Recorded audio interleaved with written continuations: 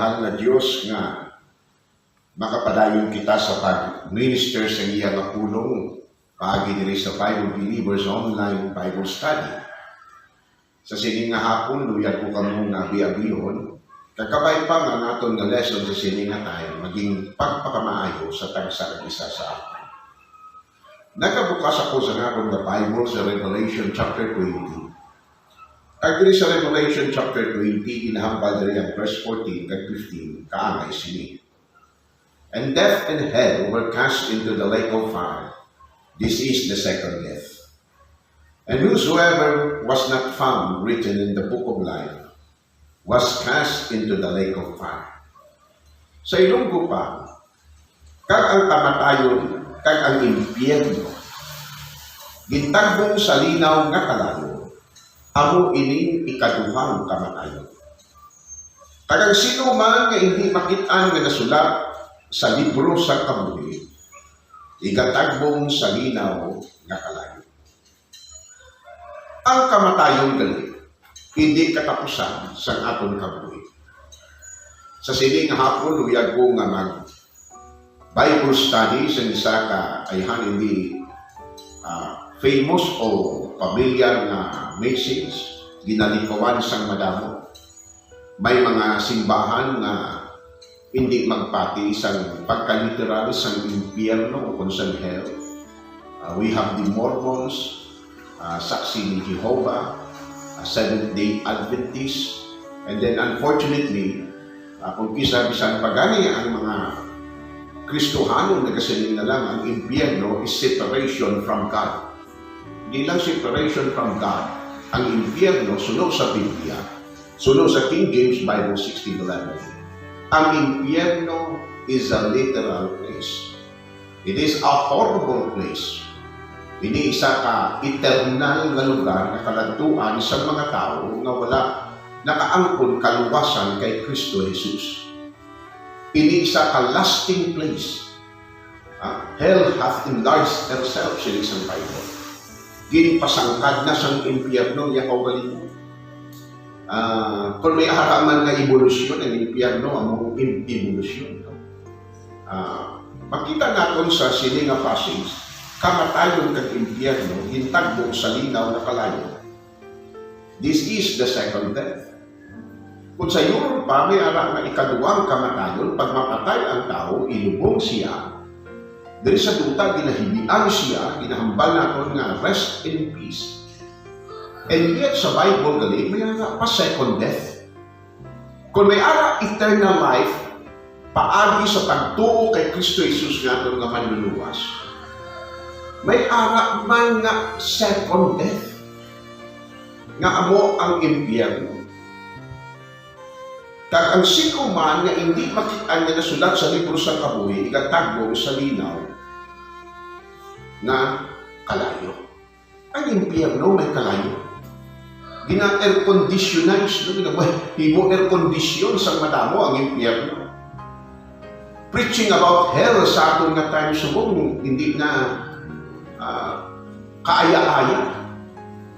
Gusto na lang natin sharing and copying and loving na message. No? So may langit, may ara, impyerno. Ang problema sini, kag ang realidad sini, ikaw kag ako, tanan kita mapatay, duwa lang kalugar ang atong kalagtuan. Langit lang kag impyerno. There is no such place as purgatory. Nasilin ko na galing mga kapyanan nga kung may makapakita sa Biblia, sa Bible, sa 1611 King James, na purgatory na doktrina, dugay na mo naguntat sa pagkakasto.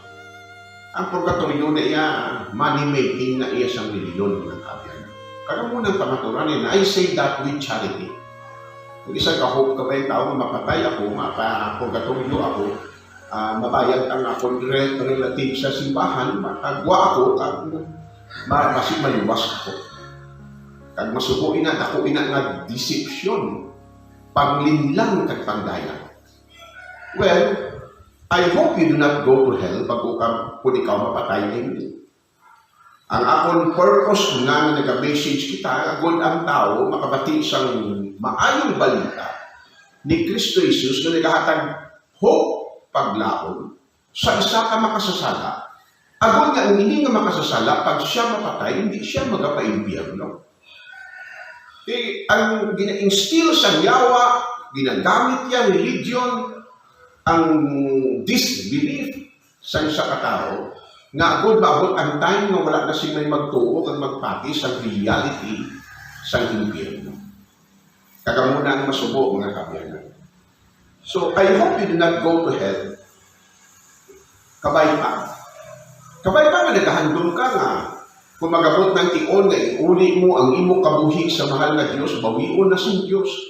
Kay tanan kita, appointed time, there is a time to be born and a time to die. Kabay pa nga hindi magapaimpyerno ang imo nga kalan. Kabay pa ang imo nga kalan, hindi pagasilutan sa linaw na kalayo. The reason nga wala ka nakakadto sa langit, it is because sining sa Bible, ang imong ngalan wala nakitaan nga nasulat sa libro sa kabuhi. So may lima lang kita kapunto sa atong Bible study sa sining tion mga friends, fellow Christians, mga paryente, kag mga abyan naton sa online ministries natin. Surprises in hell. Mga surpresa ang igakibot sa isa katalag pag atubang yan sa mahal na Diyos. There are 5 surprises nga madumduman ko subong nga makibot ka din kag masurpresa ka kay wala ka nagtuko sa maayong balita, wala ka nagpati sa Bible, basin gipatihan mo religion, basin tradisyon, nga ang ini nga mga sorpresa nagakatabugi kag matabugi sa kalag nga magakadto ang iya kalag dito sa impyerno. Well, number 1, ulit ko yung sa inyo. The first surprises about hell is that you will be surprised that hell is real. Masurpresa ka din nga ang impyerno gali tuod kag kamatuoran. Sa bugos mo nga kabuhi diri sa duta, ginkadlawan mo ini, gintamay-tamay mo ini nga truth, nga ara na patpat sing maathag sa pulong sa Diyos. Dumduman ko one time siya nag-preach ako sa mga public officials natin, kaan ako kay gayunan siyang Ginoo. Pagkatapos ng preaching, may officer sa mga bombiro on firemen na nagsilin sa ako. Ya Pastor White, may ara ng grupo nga hindi ginakasunod sa impyerno. So, ano inasel? Sila niya, kami nga mga bombiro, kami nga mga firemen. Kay man kung ato kami tuya sa impyerno, patyon na mo ang kalayo sa impyerno, kag magkadlaw ulo. Well, you will be surprised that hell is real, kag ang kalayo sa inyo wala nagakapalo. Sa Mark chapter 9, diwat-diwat ni Jesus Christ ginhambalalin sa verse 42, tanaw. Where the worm dieth not and the fire is not quenched. Ginadescribe niya ang impyerno sa ni Jesus Christ, ang mga ulo dito, wala nagakapatay, kag ang kalayo wala nagakapalo. Ayan para nga mag-instill sa truth nili. 3 times na ginambal ni Jesus Christ na sa Mark chapter 9. Where the worm dieth not and the fire is not quenched. Ang kalayo dito wala nakakapatay. Silinggan isang libro sa Revelation chapter 14, the smoke of their torments ascended up forever and ever, and they have no rest day and night. The smoke of their torments ascended up forever and ever, and they have no rest day and night. Ang masubo mga kabyanan, kaya Bible nagasuling ang impyerno, it is a real place. Ginaridicule sang tao. Damo ang nagamak. Amo na sila sa iba. Ang dalanon pakadto sa impyerno, kalipay. Amo kung di nila nakuha ang idea nga ang impyerno, lugar sang kalipay. Nagapinsa ang madamo na sa impyerno, may beer, may whiskey, may shabu, may babae ng mga agugo dancer na nagasaot, si Satanas sa trono niya, kag ginakuyabang sa iya nga mga sulugoon, nga nag-enjoy, may nag-madyong, may nag-tongits. That is not hell. Fantasya, iya mga kaabyanan. And you will be surprised later on that hell is real. Sa Luke 16, siling ni Jesus Christ, si Jesus ang nag-istorya siling, ang rich man sang siya mapatay mga kaabyanan, when he lifted up his eyes, nakita niya kaugalingon in torments in the flame. Amo na nga ba sa Luke 16? Ayan na surprise niya. Ay, may kalayo galit at impyerno galit. Amo na nga siling sa iban, kasi nga hell is a separation from that. Hindi lang separasyon sa Diyos. You will be punished. You will be surprised sa reality sa hell. So you will be surprised. Why kagatong usubong sa kamaturan sa impyerno? Well, it is a free country. Depende sa imo kung mapati ka o kung hindi. Ang atong mahal na Diyos is a gentleman na hindi siya magpilit sa isa katao kundi siya luyan. Kaya kaluwasan sa atong kalag gift of God, sunod sa Romans 6:23. Regalo ini. Kaginatan niya gini siyang Diyos sa imo kag sa akon, hindi na karon matawag na regalo kung ipilit siyang Diyos sa imo, kag kung hindi man pwede nga i-reject nimo. Gusto sang Diyos nga masave ikaw. The reason kung nga nakabot siya, kaginhalag niya kabuhi sa krus, agod nga hindi magpa-impyerno ang imong kalag. Para luwason ang atong nakalag. Saving of our soul, sinigal sa Book of Hebrews. How shall we escape if we neglect so great salvation? Paano kita maka-eskapo kung isikway natin ang kaluwasan? So kung gusto natin nga masave, let us not reject. Hindi natin pag-isikway ang kaluwasan. Si Paul nagsiling, for I am not ashamed of the gospel of Christ, for it is the power of God unto salvation. Available ang kaluwasan right now. Ang pagtuo na galing sa pagpamati sa pulong sa Diyos. Ikaduwa nga surprises. You will be surprised, number one, that hell is real. Number two, you will be surprised kung ano kadasig ikaw nga nakaabot sa impyerno pagtapos na ikaw mamatay.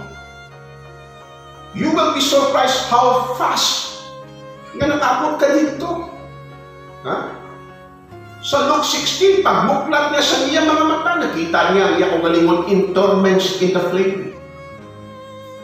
Singgit sa amay ng Abraham, naluoy ka sa akon, ipadala sila sa Rodri, nga itos maulang ang iya puntang tudlo sa tubig to cool my tongue sa pagpabugnaw sang akon dila. Life on this planet is so short. Kagtanan kita nagapadulong sa aton appointed time.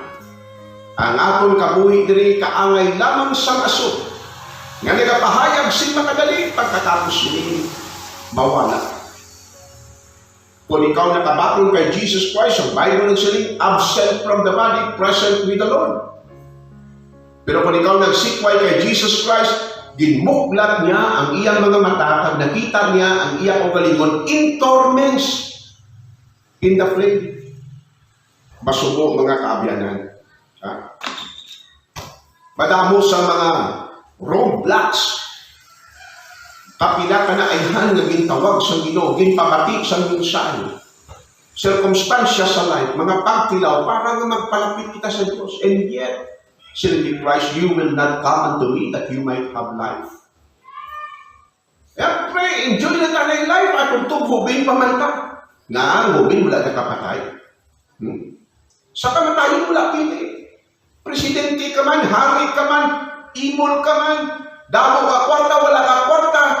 Tanan kita may appointed time. Ano man ang kakatong kabuhi? Is 70, 70, siling sa Psalm 90. O ba siya kabot ka 80? Kasi may tao din sa buta ka 120 ya edad. But that is so short. Sa Bible, si Mito sila is 696 kung hindi ako sobra 690 nga iya edad. Bago siya mapatay. Oh, but that is still short.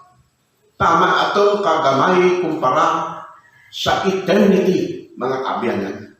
Ano muling edad ng 70 kung magamasakit ka malang? Ha? Naintindihan nato na. Nakabakal na ka mo insurance sa inyong union? Ready na ka mo magbayad 5,000 pesos para sa public cemeteries? Very good, but are you ready na to face God na hindi ka magkapaimpyerno kung ikaw makatay? Ha? You will be surprised that hell is real. You will be surprised na daw, dasig lang, tama lang galing kalipot sa life doon. Dasig lang ato ka na sa impyerno. And then you will be surprised sa mga kaupod di mo na mga tao sa impyerno. You will be surprised of the company of people and masurpresa ka doon, hindi ka mapatimo. May mga nanay dito. May mga tatay dito. May mga lolo dito. May mga lola dito. May mga bata o babae dito. Ha? You will be surprised. May mo sa dutan pag mapatay na may mother is in heaven. Ang akong bata ang napatay at sa langit. Wala siyang may mag-take courage. Isang sino sa aton. Wala namatay na sa impyerno. Kung bata kabay pa manasing. Pero ang tuntun na nakabatong kay Kristo Jesus, absent from the body, present with the Lord. May you will be surprised sa mga kaupod dito sa heaven. Mga tao dito, may pari dito, may pastor dito, may ministro dito, may mga teenagers dito, may drug addict dito, may araman nga wala nila bisyo dito. Simple nga nagkantos na sa impyerno, pastor, because they reject the grace of God. Nagpalansang si Kristo Jesus sa krus para bayaran ang imo mga sala. Hindi ka magbaton sa iya. Ginbayluhan mo siya sa tradisyon. Ginbayluhan mo siya sa commandments of men. Sinigtan isang Mark 7, full well, you reject the commandments of God that ye may keep your own tradition. Oh, si Jesus nagsiling siya. Kagamunang masubo mga urod ko. And then number 4, you will be surprised sa matuntuod nga sufferings in hell. Tuod gikilig nga may sufferings. Ha? So isa-isa, wala impyerno, magbuot ang Diyos. Ano ba kung judge ako? Kag magsiling ako sa inyo nga, akong maghahukom, pareho sa Pilipinas. Well, inangatawag nga nagapungko, klaro gid na siya ang nang rape sa mga dalaga nga nga sa piyak na pungko. Kagupod ng mga parents. Klaro gid na nga ina siya rapist. Totoo, rapist na gid. Ya dami kay mabuot ako nga judge. Labi na ako nga judge. May gugmaon ako nga judge. Maluluyon ako nga judge. So, hindi talang kapag-umanhan. Not guilty lang. Hindi yan masinggit ang sabihan. Ano nga, labing nga judge, hindi ka labing unfair. The same case with our God. I will not acquit the wicked, siling sa Bible. The soul that sinneth, it shall die. The wicked shall be turned into hell. Oh. Wala ni isa katulog katubig. Na?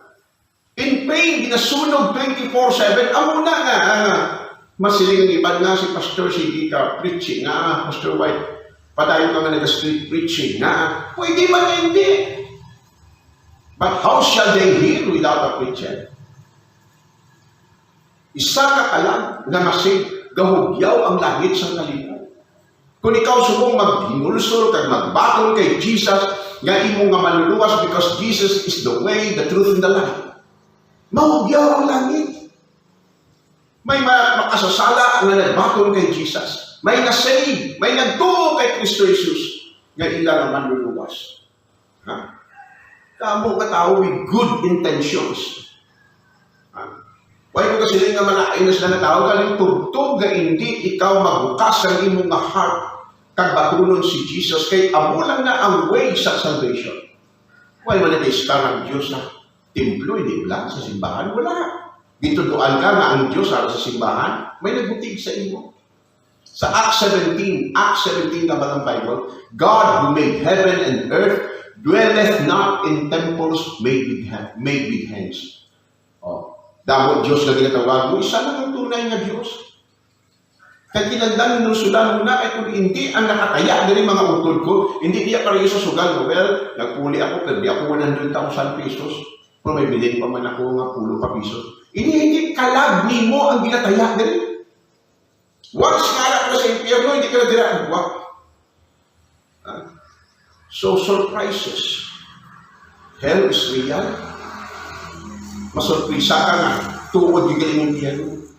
Masurprisa ka kung paano kadasig lang na nag-abot ka to, pagkatapos na ikaw mapatay. Masurprisa ka sa mga kaupod mo dito sa impyerno. Masurprisa ikaw nga tutuod ang mga pagbatas ng pag-antos dito sa impyerno forever and ever kung tubuhi ang Diyos. And then lastly, you will be surprised na tani naluwas ka man. That there was a chance sa kabuhi mo sa untang buhay ka pa na tani masave ka. That you could have been saved. Grabe nga regret sa impyerno. O tani kung ginbasa ko lang itong gospel tracts. Nakabati man ako sa preaching sa online Bible study. Gina-encourage ako sa pastor na mag-hinulsol ako kaya ako makasasala. Kaya kanan man kita makasasala. Pero ginpatig ako nga akong heart.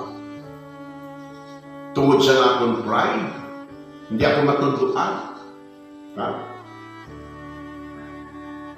Tagto kita sa langit, sa impyerno, pinakaadaw. Madumduman mong tanan nga tsansya sa Ginoo ngay dinhatag sa imo para lang tani na makaangkon ka sa kaluwasan. Masuko. Sining sa Bible, behold, now is the accepted time. Behold, now is the day of salvation. Sumo. Di ka mapatay ka na mo papagpangayo mo sang kaluoy sa Diyos. Sumo. For whosoever shall call upon the name of the Lord shall be saved. Ang magtawag sa kalan sa Diyos, palumas. Sumong! That if thou shalt confess with thy mouth the Lord Jesus, and shalt believe in thy heart that God hath raised him from the dead, thou shalt be saved. Maluwas ikaw. Promisa na sa Diyos. He that had the Son had life, and he that had not the Son of God shall not see life. I hope nga hindi ka magkanto sa impyerno. Kung ikaw nakabato na kay Kristo Jesus ngayong mga manluluwas and you are a true Christian, praise God. Dayawa ang Diyos. Alagami siya sa matutong. Pero kung ikaw sumong hindi pa saved, then I pray to God. Buksi ang imo tagpuson, kagbato na si Kristo Jesus ngayong mga manluluwas mo. Tuuhin nga siya nagpalansang sa krus, agud na matubos kag mabayaran ang imong kasalanan. Kapay pa man na inyo i-share ang inyong nga mensahe, labi na din sa mga loved ones niyo na wala pa nakabato ng Kristo Jesus. Kapay pa nga sila mag-pray, Lord Jesus, salamat gid nga nagpalansang ka sa krus. Salamat gid, Lord, naging bayaran mong akong mga sila. Nagatuo ako sa Word of God. Kag Lord, nagatuo ako ikaw makasave sa akin. Kabay pa, Lord, ikaw nag-bless yung siningan mo. Lord, thank you sa siningan time. Salamat mga utod. Nagapamati ka mo sa Bible Believers online Bible Study.